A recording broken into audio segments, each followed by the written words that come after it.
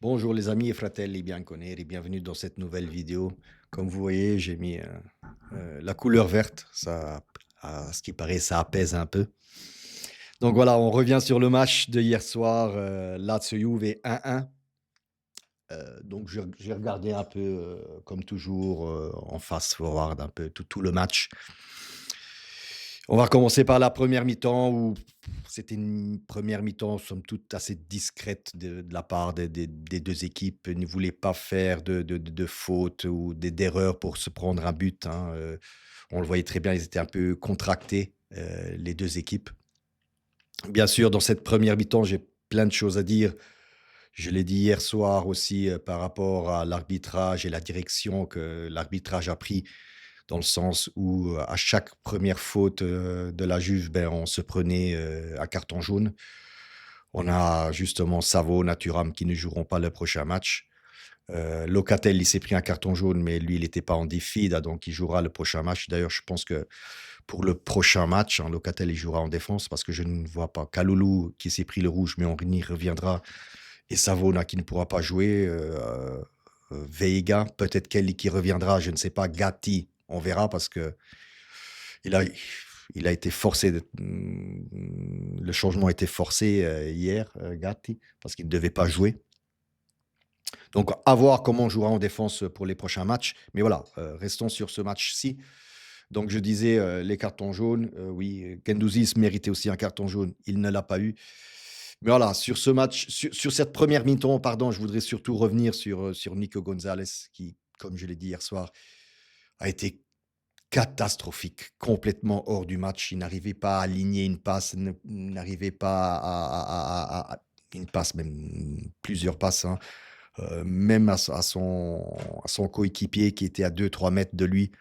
Donc, hier soir, franchement, Nico Gonzalez m'a franchement beaucoup déçu. Moi, je ne comprends pas, encore une fois, je ne comprends pas Giuntoli, ce qu'il avait en tête en début de saison, de vendre Soulé, à la Rome pour 30 35 millions et aller chercher Nico Gonzalez pour 30 35 millions. Franchement, ce swap des 2 joueurs, je ne le comprends pas, franchement.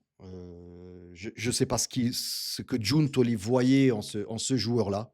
Heu Bon, bref, c'est fait, on va pas revenir dessus. Puis il y a eu aussi une petite altercation, je l'ai pas dit hier, mais aussi une petite altercation entre Veiga et Kolo Muani, dans les vestiaires ou dans le tunnel qui mène aux vestiaires, hein, mais bon, a priori, tout s'est arrangé, Tudor a fait le pacificateur, on va dire ça comme ça.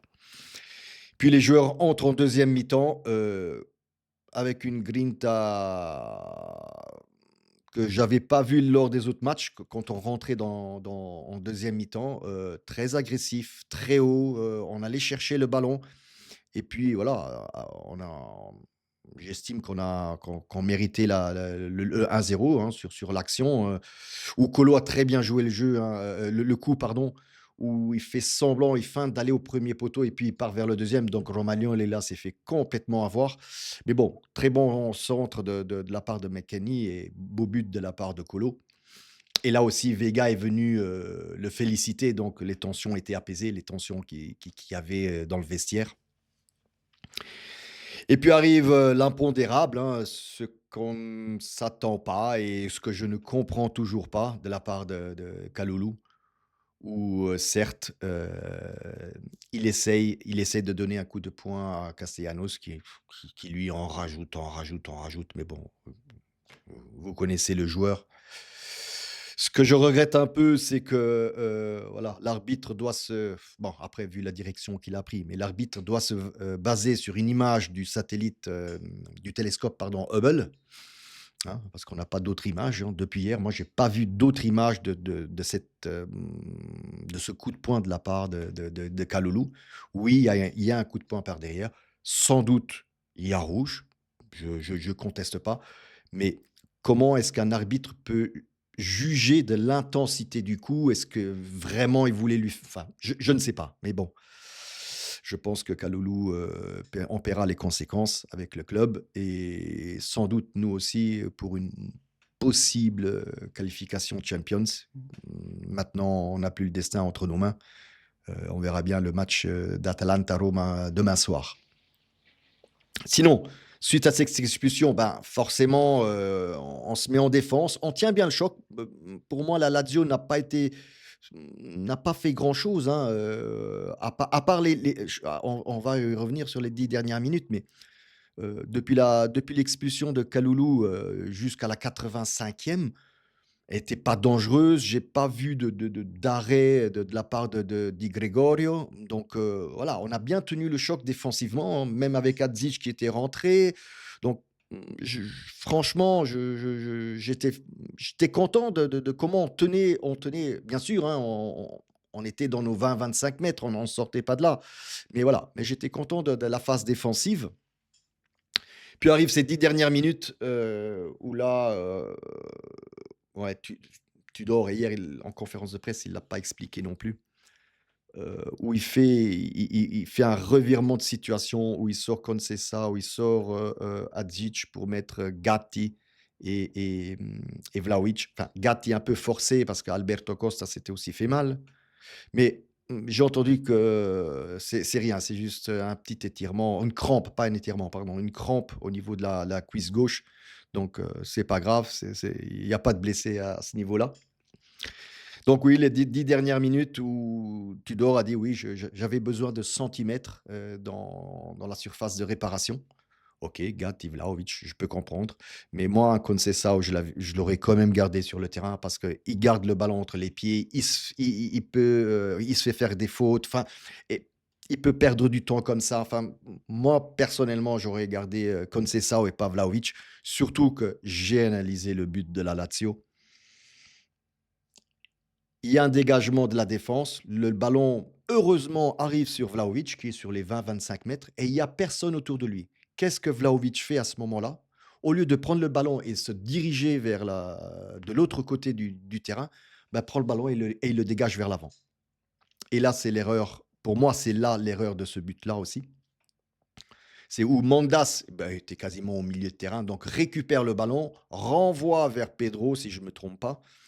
Cross, bah, après vous connaissez la dynamique, hein, centre vers centre, puis il y a, et je le redis, hein, pour moi, il y a faute sur Gatti. Ne me dites pas qu'il n'y a pas faute sur Gatti. Là, Zaccagni clairement fait faute sur Gatti, soit. Et puis le but de la part de Vecino. 1-1-1-1, non pas 1-1-1, mais un match nul qui n'est pas, comment je vais dire, ne nous arrange pas les bidons et n'arrange pas les bidons de la Lazio non plus, hein, parce que c'est un nul qui ne sert à personne, franchement. Après, oui, je- quand on voit ce match, quand on voit ce match-là, Lazio-Juve, je pense que ça reflète un peu toute la saison de la Juve cette année. Des hauts, des bas, des choses qui ne vont pas, des joueurs qui ne jouent pas, des blessés, voilà. Je pense que dans ce match-là, on a regroupé un peu toutes les sensations qu'on avait durant tous les matchs de la Juve cette année. Je pense que c'était voilà, ça résume bien la saison de la Juve qui est somme toute médiocre selon moi. Heu, voilà. Malheureusement, c'est comme ça. Ça a été une année un peu, qui n'est pas allée dans notre sens, on va dire ça comme ça. Maintenant, occhio au match de demain, hein, Atalanta-Roma. Ah oui, encore une chose à propos d'Atalanta-Roma. Je trouve un peu regrettable de la part de la FIGC et de la Lega qu'ils n'ont pas fait jouer ces 2 matchs, Juve-Lazio et Atalanta-Roma, in contemporanea, donc en même temps. Parce que maintenant Roma et Atalanta connaissent le résultat de Lazio et Juve, donc l'Atalanta est à +4. Donc l'Atalanta peut même se permettre de faire un match nul, clairement, et rester toujours devant. Alors que si on joue en même temps, ben, si une équipe, la Juve ou la Lazio gagnait, ben, ils se retrouvaient à -1. Donc les dynamiques sont un peu différentes. Malheureusement, la FIGC a voulu faire comme ça pour des raisons Ne nous cachons pas, pour raisons d'argent, hein, de sponsors, de droits télévisés et tout ça. Voilà, on verra bien demain. En tout cas, ce qui est sûr, c'est que si l'Atalanta gagne demain soir, ils sont sûrs d'être troisième et aller et jouer la Champions League. Donc, on verra, mais on n'a plus le destin entre nos mains. Et ah oui, encore un point. euh, j'ai oublié, j'ai oublié. Ah oui, Napoli, pardon. Pour Naples, Naples-Inter. Alors, moi, j'espère une chose que le Naples gagne le Scudetto, bien entendu, mais que l'Inter et le Naples n'arrivent pas avec les mêmes points en fin de championnat, parce qu'il n'y a plus de slot disponible pour jouer le match de spareggio.